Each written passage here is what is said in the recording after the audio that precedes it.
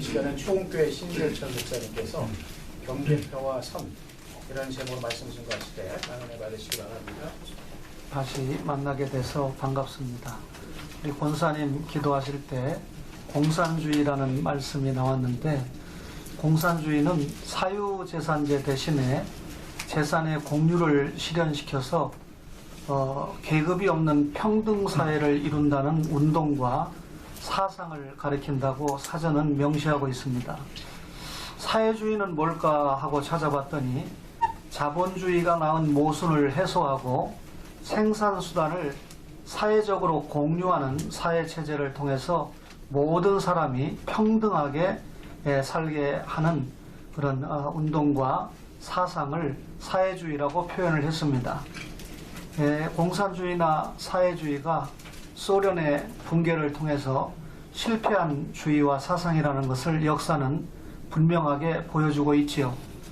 우리가 초대 예루살렘 교회 사도행전 2장을 보면 믿는 사람이 다 함께 있어 모든 물건을 서로 통용하고 또 재산과 소유를 팔아 각 사람이 필요를 따라 나눠주었다라고 하는 기록이 있습니다. 당시 15개 지역에서 사람들이 와서 말씀을 듣고 예루살렘 교회가 세워졌기 때문에 멀리에서 온 사람들을 위해서 또 가난한 사람들을 위해서 초대교회가 모든 물건을 서로 통용하고 재산과 소유까지 팔아서 각 사람의 필요를 채워주었다라는 말씀이 공산주의 창성을자인 칼 막스가 이 말씀을 보고 공산주의를 만들었다, 그렇게 주장하는 사람들이 있습니다. 말하자면 공산주의의 토대를 성경이 제공을 했다, 그런 주장이죠. 그러나 초대교회가 배분에 힘을 썼던 이유는 우리 권사님 기도하신 대로 하나님을 믿는 신앙에 있었습니다. 그러니까 성령님의 역사와 그 역사에 따른 사랑의 헌신을 통해서 실천한 것이 자기의 소유를 팔아서 함께 필요를 따라 나눠준 것이지 무신론 사상이 아니었다는 거죠. 그러나 공산주의의 주장은 하나님을 인정하지 않습니다. 무신론 속에서 분배를 주장할 뿐만 아니라 우리 기독교 초대교회 성도들과 같이 성령의 역사에 의해서 자발적으로 나누는 것이 아니고 강압적으로 나누게 되는 것이죠. 따라서 공산주의는 무소불위의 권력을 가지고 재산을 나눈다는 거죠. 그렇다면 오늘 여러분과 저가 신명기 27장 17절 중요한 한 절을 읽었는데 성경은 어떻게 우리에게 교훈을 주고 있는가? 여러분 잘 아시는 것처럼 하나님께서 인간을 창조하시고 문화적인 명령을 주지 않았습니까? 창세기 1장에 보면 생육하고 번성하고 충만하고 땅을 정복하고 모든 생물을 다스리라. 이 말씀을 저와 여러분이 깊이 성찰해 보면 하나님께서 재화의 사유화를 인정했다는 것을 확실하게 깨달을 수가 있습니다. 이스라엘의 역사를 보면서 이스라엘 백성들이 애굽의 종살이를 마치고 애굽을 떠나게 됩니다. 그것을 6월절 어린 양이신 예수를 믿고 떠났다고 해서 애굽을 떠난 것을 구원받았다. 광야 40년을 스데반 집사님의 지적대로 교회 생활이다. 그리고 가나안 땅에 들어가는 것을 천국에 입성하는 것으로 설명하지 않습니까? 이스라엘 나라를 통해서 하나님 나라를 보여주는데 구원받은 이스라엘 백성에게 하나님께서 모세를 불러서 헌법과 그에 따르는 여러 법을 주셨습니다. 그런데 여러분이 잘 아시는 10계명 가운데 8계명이 도둑질하지 말아라. 도둑질하지 말라는 것은 남의 사유재산을 인정한다는 말이죠. 10계명에 보면 내 이웃의 것을 탐하지 말라. 역시 이웃의 모든 이 재산을 인정한다는 뜻이 됩니다. 따라서 하나님은 성경 말씀을 통해서 개인의 소유를 철저하게 인정하신다는 거죠.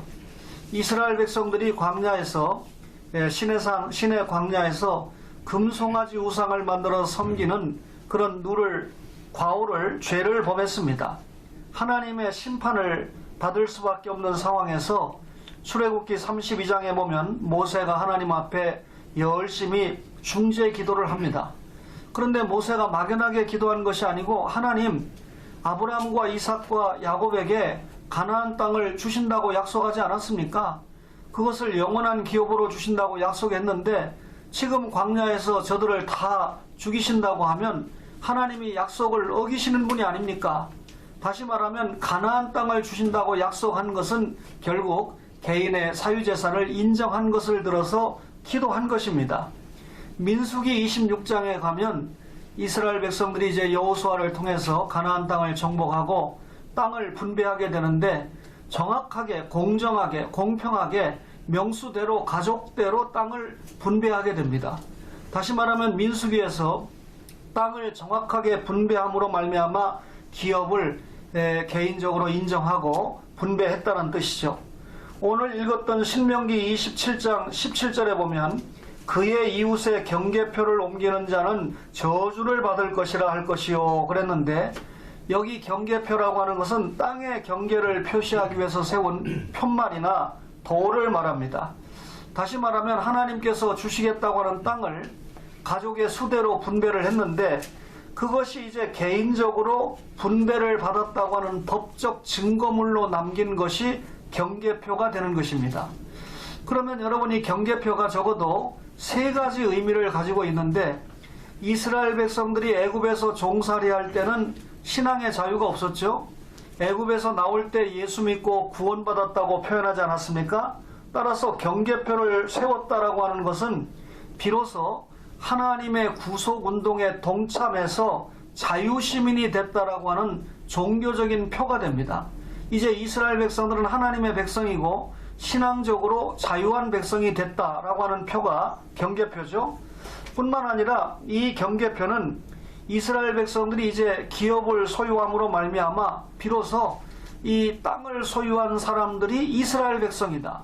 정치적으로 애굽 백성이 아니고 하나님의 백성인 이스라엘 백성이라고 하는 것을 정치적으로 인정해주는 표가 됩니다.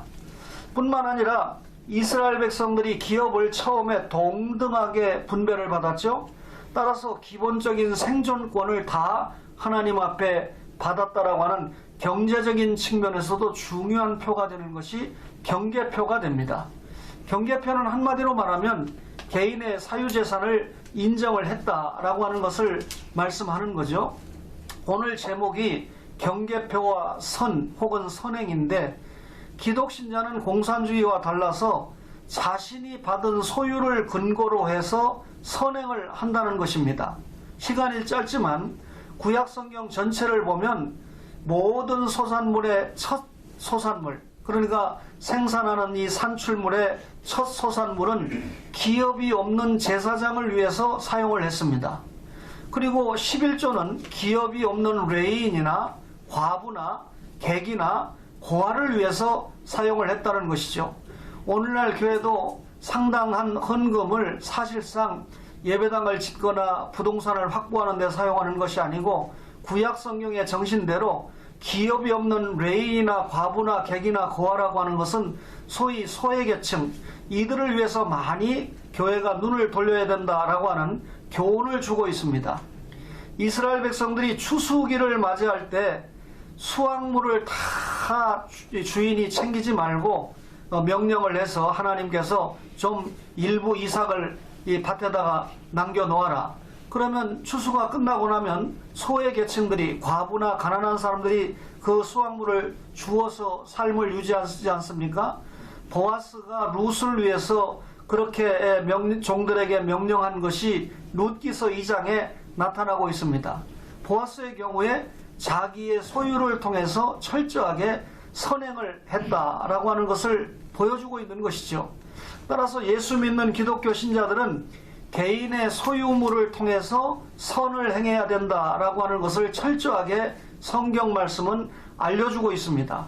구약 성경은 개인의 소유를 근거로 해서 선행을 했지 결코 공산주의와 같이 강압적으로 남의 것을 취해서 나누어주는 그런 사상을 가르치고 있지 않다, 그 말입니다. 그러니까 막스가 주의를 만들었다라고 하는 것은 성경적으로 신학적으로 전혀 동의할 수 없는 말일 뿐만 아니라, 지금까지 여러분과 제가 짧게 구약 성경의 말씀을 들어보았지만 구약 성경에도 개인의 소유를 하나님께서 철저하게 인정해 주시고 그를 통해서 이 이스라엘 교회가 선행을 하도록 하나님께서 말씀을 하셨습니다. 여러분들 특별히 50년 만에 돌아오는 희년을 기억하지 않습니까? 이 희년에는 노예를 해방합니다. 또 부채를 탕감시켜 줍니다. 그리고 토지도 반환을 시키지 않습니까? 하나님께서 율법에 명시를 해서 이스라엘 백성으로 하여금 희년에 이렇게 노예 해방과 부채 탕감과 토지 반환을 명령한 것은 상실한 기본권을 모두 다 복구해 주는데 목적이 있었습니다. 예수님께서는 이 말씀을 통해서 예수님이 이 땅에 오셔서 십자가에 죽으심으로 예수 믿는 모든 사람들이 죄로부터 해방을 받고 구원받는다는 은혜의 해로 희년을 설명을 하셨지만, 이스라엘 백성들에게는 모든 상실했던 기본권이 자신에게 회복되는 그런 절기가 희년이었던 것입니다. 이스라엘 백성들이 하나님의 법을 잘 지키면 복을 받고, 그렇지 못하면 저주를 받는다는 것이 성경 말씀입니다. 그게 성경의 결론이고 기본적인 우리가 보는 성경관이지 않습니까? 근데 이스라엘 백성들이 여러분들이 잘 아시는 것처럼 역사가 거듭되는 동안 사사시대와 왕정시대를 거쳐서 하나님의 말씀에 순종하지 않고 우상을 숭배했습니다. 바알을 섬기고 아세라를 섬겼습니다. 그래서 결국 북쪽 이스라엘이 주전 722년에 아수르에 망하고, 남쪽 유다마저도 BC 586년에 바벨론에 의해서 철저하게 망해버리고 말았습니다. 역사가 조금 더 진행되면서 세계적인 로마 시대가 됐는데, AD 70년에 이스라엘이 로마의 티도 장군에 의해서 철저하게 나라가 망해버리고 말았습니다. 그렇다면 오늘 개인의 땅을 인정해주는 경계표를 세운 것이 이제는 무너졌다는 말이죠. 이스라엘 백성들이 자기 땅을 다 빼앗기고 말았으니까 구약의 이 경계표 사상, 경계선 사상은 완전히 무효화가 돼버리고 말았습니다. 그러나 신약시대에 성부와 성자와 성령님께서 여러분과 저를 은혜롭게 예수 믿게 해서 하나님의 자녀로 인쳐주시고 세례를 받게 하지 않았습니까? 우리가 세례를 받음으로 교회의 회원이 됐는데, 신약에서 교회의 회원이 된 것을, 교회 회원권을 함부로 박탈할 수 없습니다. 우리 사회를 보시는 유동진 장로님은 저희 교회에서 아주 주님 앞에 충성하는 귀한 장로님인데, 우리 황 장로님 사무실에 오셔서 긴 시간 동안 이렇게 예배위원으로 봉사하는 거 제가 감사하게 생각하고 있습니다. 장로로 임직을 받았다라고 하는 것은 특별하게 어떤 실수나 잘못이 있다고 해도 교회가 굉장한 절차를 통해서 벌을 주고 또 벌을 또 풀게 되어 있습니다. 그만큼 그 회원권이 보장이 된다는 의미가 되죠. 안수집사, 권사, 장로라고 하는 것은 대단히 중요한 직분이라는 것을 말씀드리는데, 분명한 것은 지금까지 드린 말씀의 결론은 예수 믿는 신자들의 선행은 자신이 가지고 있는 소유를 근거로 해서 선행을 하는 것이지, 사회주의나 공산주의와 같은 방법으로 선행을 하거나 계급을 없애거나 나누는 것이 아니라는 것이죠. 그런데 우리 사회가 지금 굉장히 사회주의적인 성향으로 가고 있습니다. 저부터도 누가 공짜로 준다 그러면 좋지요. 그러나 이 무상복지를 바라는 사회가 과연 얼마나 지탱할 수 있고, 황우여 장로님의 손자나 증손자 때에 가서는 과연 이 나라가 어떻게 될 것인가를 염려하신다면 황 장로님이 더한 사명을 감당하셔야 된다라고 하는 생각을 깊게 할 수밖에 없는 현실입니다. 여러분, 사회주의나 공산주의가 예수 믿는 신자들이 받는 성경의 교훈과는 상당히 배치가 된다라고 하는 것을 우리가 알 수 있습니다. 그러면 자본주의가 성경적이냐 할 때는 또 다른 시간에 설교할 수 있겠지만, 자본주의도 성경적이진 않지만 그래도 사회주의나 공산주의보다는 훨씬 더 성경의 사상과 가까운 것이 자본주의가 된다는 것입니다.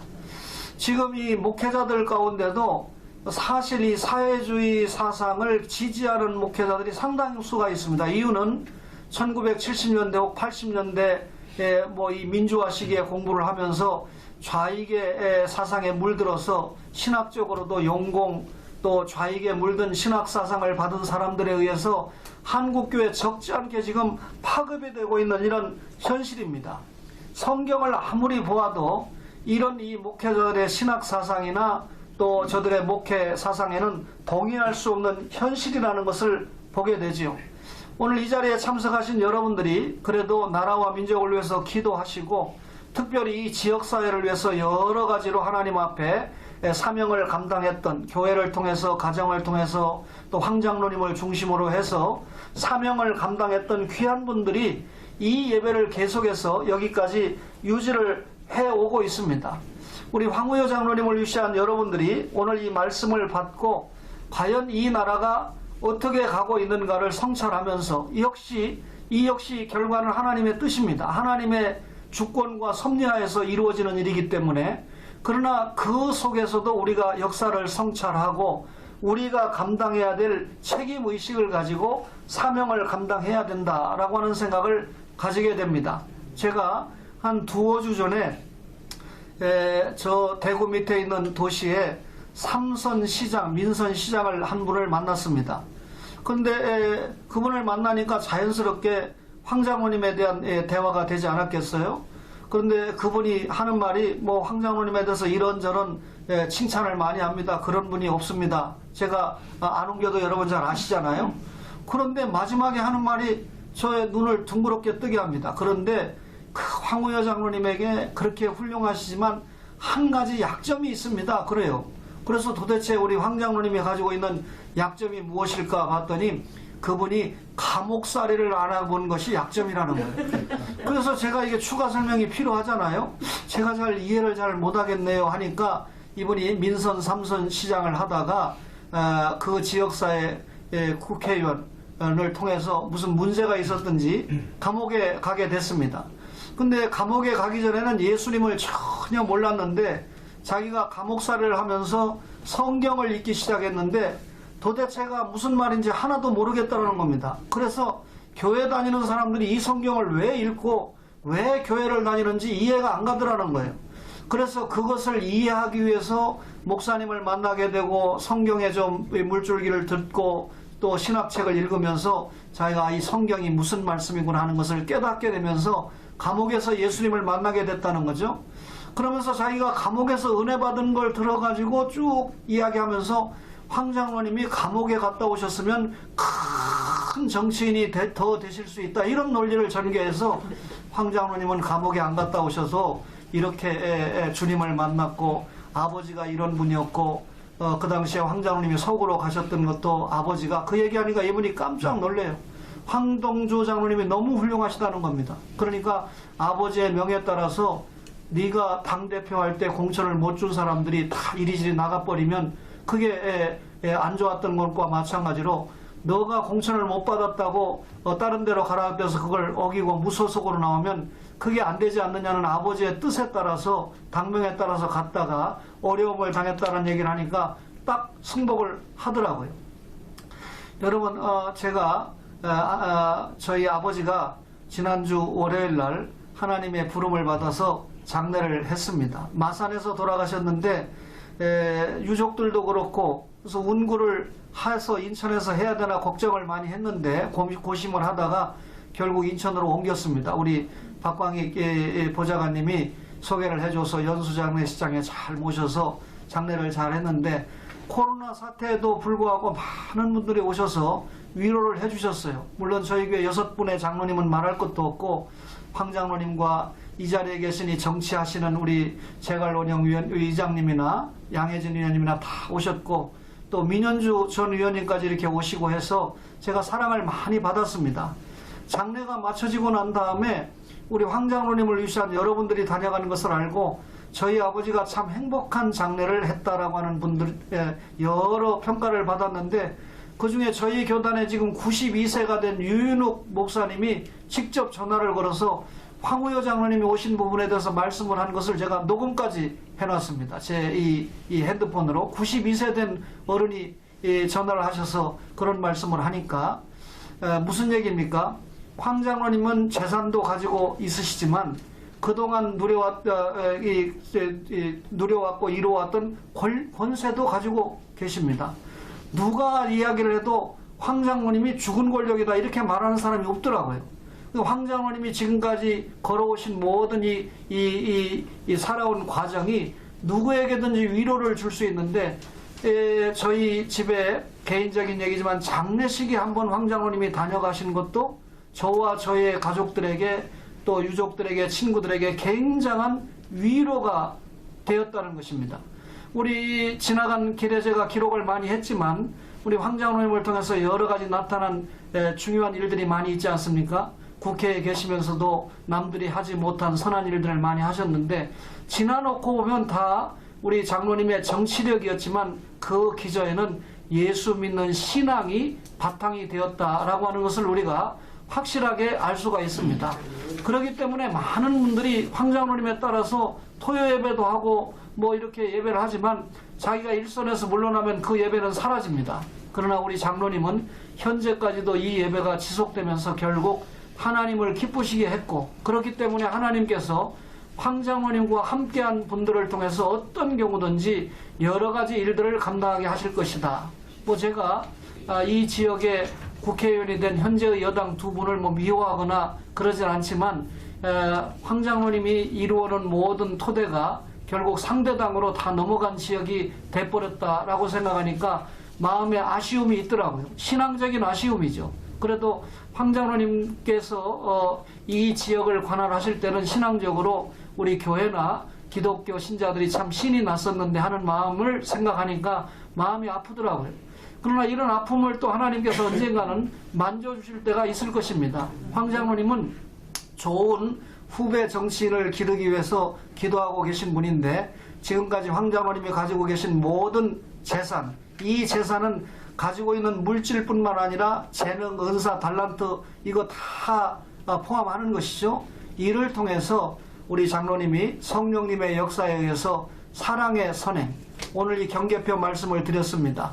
경계표, 다시 말하면 하나님께서 주신 개인의 모든 것을 통해서 하나님이 원하시는 선행, 착한 행실을 통해서 적지 않은 사람들이 영향을 받고, 이제 장로님과 로펌을 통해서 예수님도 만나고, 또 신앙이 있는 사람들은 더 신앙이 성장해서, 옛날에 간증했지만 양혜진 의원님이 옛날에 믿음이 별로 없으셨거든요.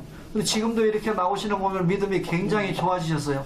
앞으로는 양혜진 장로님 때문에 한국교회가 확실하게 달라질 수 있는 그런 시대가 올 것이다 라고 하는 기대를 해보게 됩니다. 그러면 머지않은 시간에 양 위원님은 황 장로님을 만나서 정치했던 기쁨보다 황 장로님을 만나서 신앙이 성장했던 것이 얼마나 하나님 앞에 영원한 기업이었던가라고 하는 고백을 하는 날이 오게 될 것입니다. 그날을 기대하면서 저는 계속해서 우리 황 장로님과 함께하는 동역자인 여러분들을 위해서 기도하겠습니다. 자신이 가지고 있는 모든 은사가 있습니다. 이를 통해서 하나님 앞에 선행을 하고, 이 선행을 통해서 하나님께 영광 돌리고 또 하나님 나라를 확장시키는 여러분과 저가 특별히 황현시 로펌이 되기를 주님의 이름으로 간절히 바랍니다.